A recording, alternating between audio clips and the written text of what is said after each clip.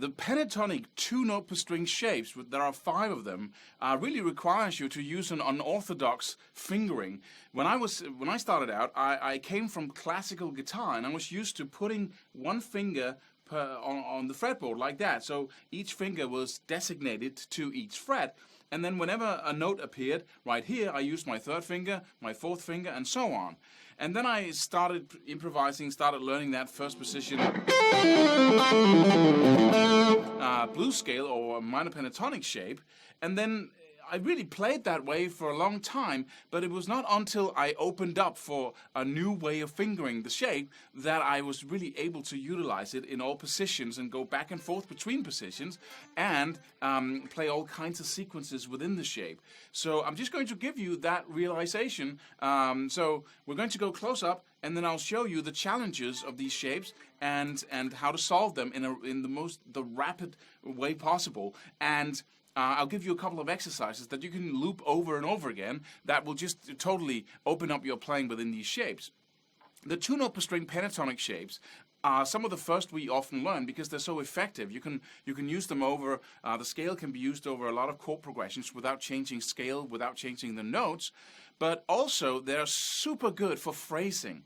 And whenever I go in my phrasing mode, I go from that classical position of holding my thumb in the middle of the neck, so my thumb is basically there on the other side of the neck, and then I have my fingers placed like that, and that position works really well for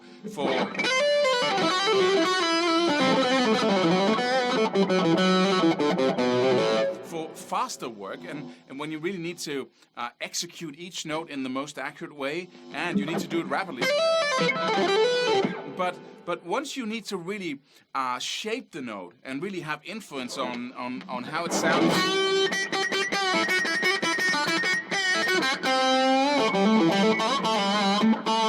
you really need some more strength in your hand. And how do you achieve that? Because if I hold my hand like that, I can't really do the most effective bending in this way. And vibrato is also, limited to. That's pretty good, but it doesn't feel as, I don't have as much power when I'm holding my hand like that. So instead, I put my thumb up here, and if you've watched blues players or anybody who's really phrasing, then you know, or you've seen that hand position before, but this allows me to really get some strength in my hand so I can do the bending, the sliding,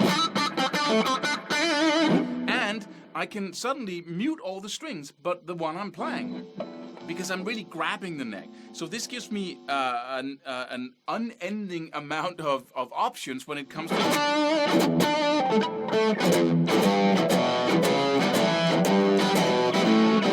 and so on, right? So you can mute the strings, you can do vibrato, you can do bending in a completely different way. And so this is the way I grab the neck. But it doesn't end there, as I said. We need to change our fingering as well to gain the most amount of strength and to be able to go back and forth between shapes and do sliding and all these things that we do when we phrase. So let's look at those fingering challenges and let's solve them right away. You should practice playing the pentatonic scale with the classical thing here, because you're going to use that whenever you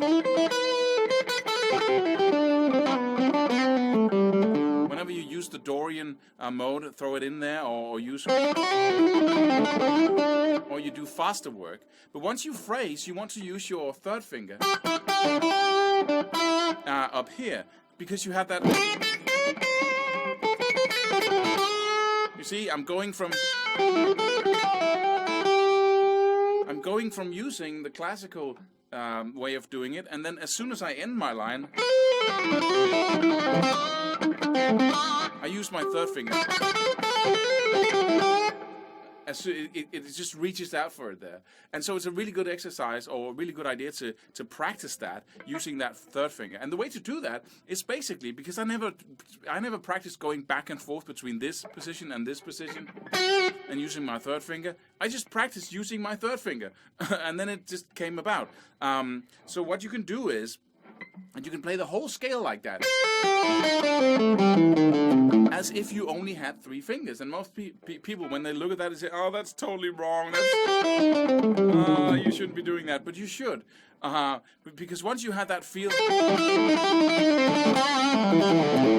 See, I started using my 4th finger as well there. But as soon as you have that feel, it doesn't feel uncomfortable anymore.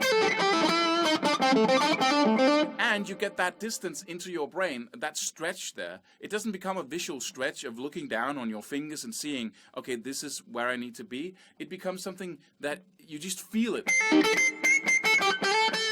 Right? You just feel it, and you don't have to look down anymore. And that's kind of a feeling in the hand of where the notes are. So that's a really good idea. And you can do a nice exercise of just saying, for a week I'm going to play through the pentatonic scale, but every time I do, I'm not going to use my 4th finger.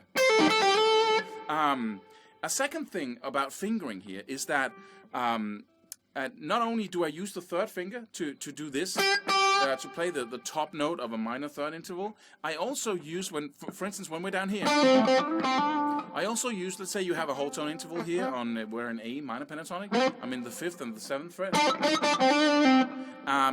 and I want to do something like, I reach over here, I use my 2nd finger to play a note on the D string in the 7th fret, even though I have this position here. So it goes from its classical fret here to a higher fret and then to another string. So I get this kind of awkward way of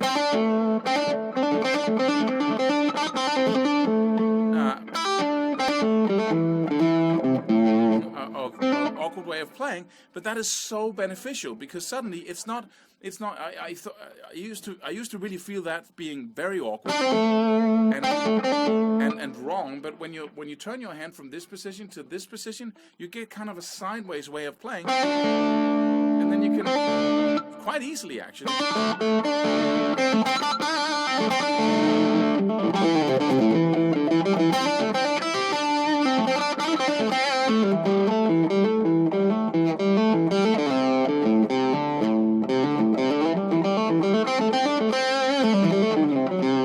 And what it does to your playing is you start having more options as to what sequences you can play, what melodies you can play within the scale, because it's not a problem anymore to go.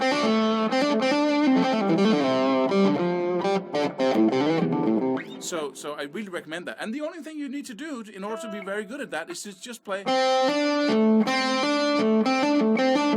So you simply hammer on, it's just that little exercise here, 5th fret, G string, pick that, and then hammer on to the 7th, and then pick that note on the D string in the 7th fret with a downstroke, and then an upstroke again, and then you're back to the start here in the 7th fret G string.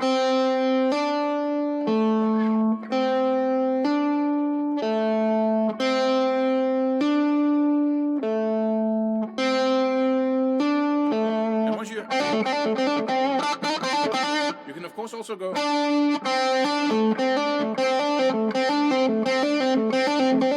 So you go back and forth. But this thing here is exactly where you need it, because you cannot really go. You know, your 3rd finger has to roll over there, which is really awkward. So just doing this really opens up the whole thing. And allows you to play something that you wouldn't be able to play just using a classical fingering. So that's very important.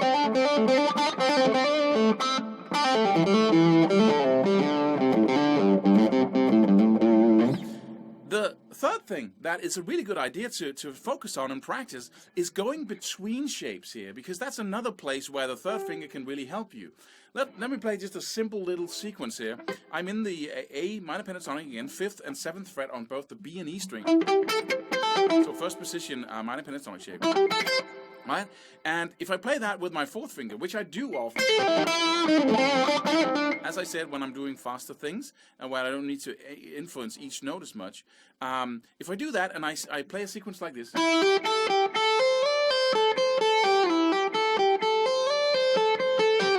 then what I end up with when I come, this is okay, having my 4th finger here, but when I then do this, I have to slide up with my 4th finger here, up to this note, And then the shape up here looks like two whole tones on both strings. So I have the 10th fret and the 8th fret. And I end up with my 4th finger on the last note, which means that I'll use my 1st finger on this one, which means that I have, this really feels weird. And I have my weakest finger on the top note, which is a really cool note to bend or slide or vibrate on. And so I really want my 3rd finger there instead. So whenever I do that kind of position shifting, I just substitute my 4th finger for my 3rd finger, because what happens then is, this is quite comfortable, using my 3rd finger. But when I then slide up, I'm in a perfect position to play whole tone with my 2 strongest fingers here.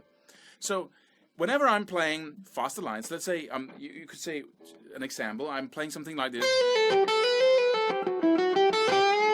And then as soon as I end that, and I need to really influence that end note, I go to my 3rd finger immediately. And that's a really good thing to practice whenever you're doing faster things. Right? That shift there to your 3rd finger or your 1st finger. But at the same time, I'm practicing that when I go to another position, so I might do, you see, that last thing there, I'm using my 3rd finger instead of my 4th finger, even though I just, right? And the way to practice that is basically just to go. So you play any little shape where you use the classical way of fingering things, and then you end that by hitting the last note, or the second last note, with your 3rd finger, and then sliding it up.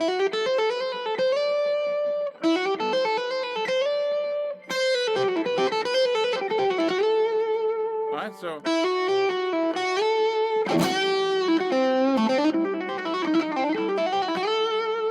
again, 3rd finger there. So these are really valuable, tiny little insights, because it'll just change the way you look at those pentatonic shapes. And what I do often is, of course, I mix the pentatonic scale with the Dorian mode. I use chromatics and all kinds of things. So I have more than 2 notes per string. But whenever I go into that phrasing mode, I go from this to this, grabbing the neck completely. So let's just look at shortly that little sequence I played. And a good idea here actually could be to use your 4th finger on the B string and then shift to your 3rd finger when you do the shift, just to teach your brain what it is that we're doing here. So let's look at it. We're in the 7th and the 8th fret, and still A minor pentatonic.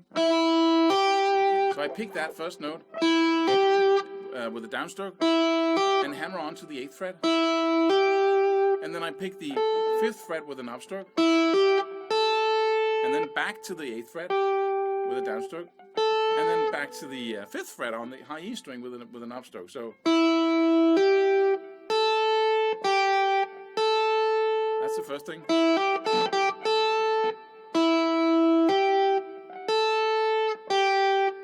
Then I hammer on to the 8th fret. And that's the end of it. And I do that with my 3rd finger. So now you both have the 4th and the 3rd in play here. Right? And then I slide that up without picking it. And then I reverse the whole sequence, go down again. So it looks like this. Upstroke. Oh, there's no stroke here because I just slide it up. Pull off down to the from the 10th to the 8th fret. Downstroke in the 10th fret on the B string. Upstroke in the 8th fret on the high E string, and then downstroke again in the 10th fret on the B string. So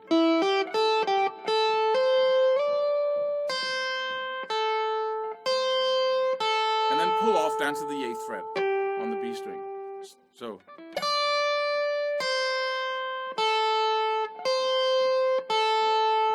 pull off down there, and then just play the whole thing one time, relatively slowly.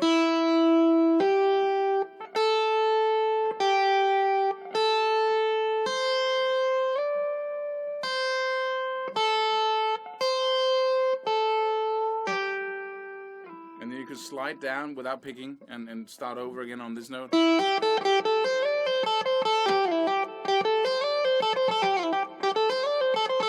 that will really teach your brain when to do that third finger thing when you're sliding up to a new shape. Right? So that's a really neat exercise. So we have two exercises now. We have